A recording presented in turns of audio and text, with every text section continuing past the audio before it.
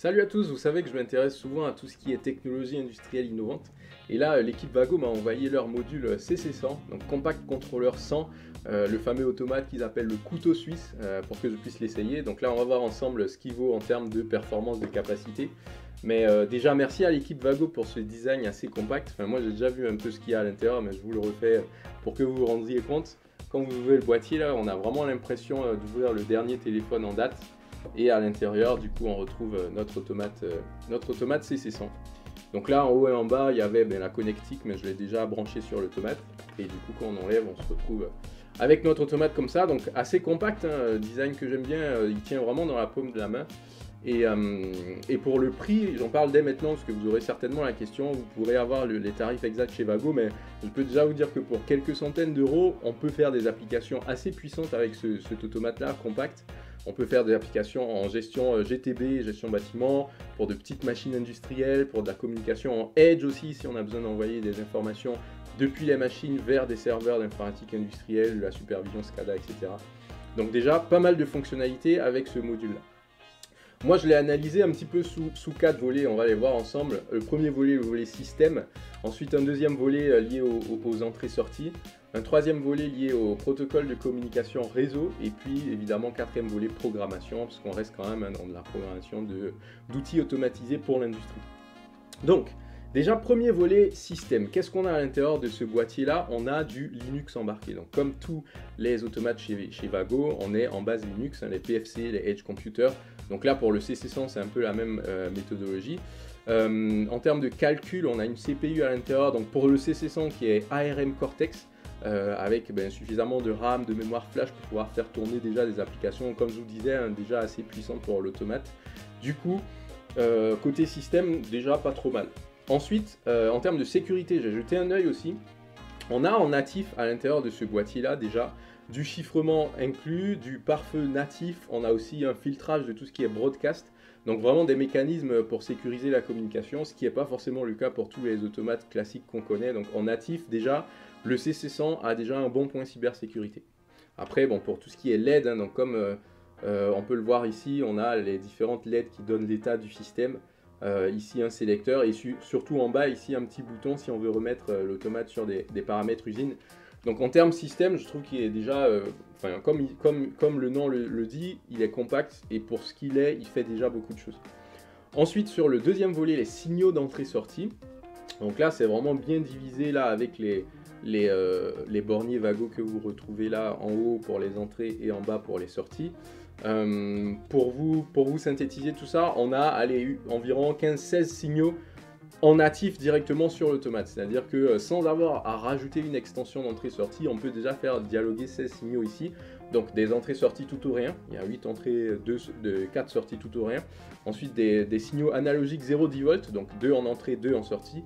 Et puis du thermocouple aussi, si on veut faire de la mesure de température, il y a on est plutôt là, les modules pour pouvoir connecter ici les fils du thermocouple.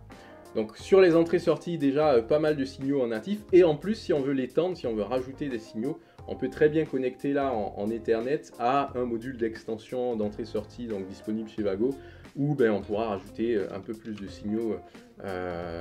Donc voilà. Après, en termes de câblage, donc ça c'est vraiment la grande force de Vago, hein, je ne reviens pas là-dessus, mais là on a des bornes élastiques push-in, c'est-à-dire j'ai juste à insérer mon câble et il tient tout seul. On est sur une connectique débrochable, ils appellent ça Picomax, c'est-à-dire on peut très bien le pré-câbler et puis juste le clipser, ou bien pareil l'enlever et puis modifier les câblages. Donc pas trop mal en termes de câblage, mais bon ça chez Vago c'est assez connu. Donc pour les signaux d'entrée-sortie, pas trop mal. Après quelque chose que j'aurais aimé souhaiter, mais bon je pense que pour ce qu'il fait déjà, on va pas lui demander plus, mais ça aurait été pas mal d'avoir des signaux 4-20 mA dessus pour faire de l'analogique, mais sur de l'intensité de courant. Mais bon, pareil, on peut pas demander à cet automate là de faire tout, on peut pas lui demander de faire des boucles safety, de faire de la régulation, mais déjà des choses comme ça, sur du 0,10 volts, on peut déjà très bien faire des boucles de régulation assez sympas. Donc niveau signaux d'entrée-sortie, je trouve que ouais, pareil, ça donne envie.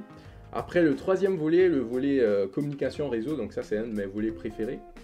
Déjà, pareil ici je vous synthétise ça, on a environ 7 protocoles de communication qu'on peut faire avec juste un boîtier comme ça qui tient dans la paume de la main. Donc encore une fois, hein, quelque chose d'assez impressionnant pour cet automate-là, assez compact. On a 3 protocoles série, donc RS485, USB et puis Modbus RTU. Et en protocole Ethernet, on en a 4, donc Ethernet IP, on a du Modbus TCP, de l'Ether 4, et surtout, chose très intéressante, le MQTT, qui est un protocole très intéressant pour tout ce qui est application cloud et IoT.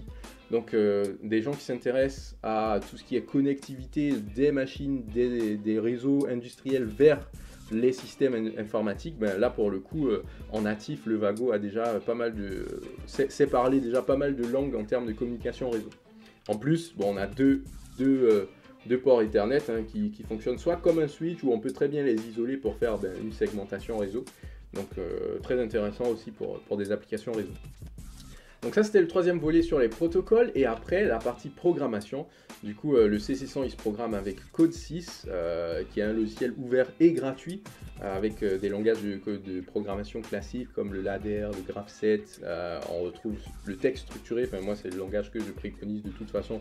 Maintenant qu'on est capable de faire tourner un peu plus de puissance de calcul sur un automate comme ça, il faut partir en texte structuré. Hein. Ça simplifie la programmation, on peut partir sur de la programmation objet du coup.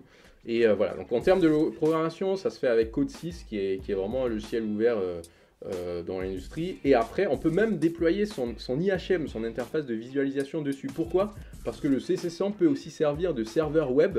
Donc si vous programmez votre application HTML5 par exemple, vous le déployez dessus, ça fait que le CC100 se transforme à la fois en automate et en IHM. Après, il faut juste connecter derrière sur le réseau Ethernet un client HTML et ensuite vous l'ouvrez en page web et vous avez accès à votre visualisation. Donc pas mal de capacités voilà, en termes de programmation. Donc pour résumer, on a vu la partie système, la partie entrée-sortie, la partie protocole de communication réseau et puis la programmation. Donc sur ces 4 volets là, je trouve que le CC100, Compact Controller 100 de Vago, a déjà des capacités assez intéressantes pour un grand panel d'applications, donc sans aller forcément sur de grosses gammes d'automates. Déjà avec le CC100 vous pouvez déjà couvrir pas mal de choses. Donc je vous invite à l'essayer et encore une fois merci à l'équipe Vago qui m'a permis de pouvoir les tester. Donc je l'ai branché pendant quelques semaines là, sur mon banc d'essai pour pouvoir le tester, le valider avant de vous en parler et puis là je vous en parle comme ça vous pouvez l'essayer vous aussi. Allez, à bientôt.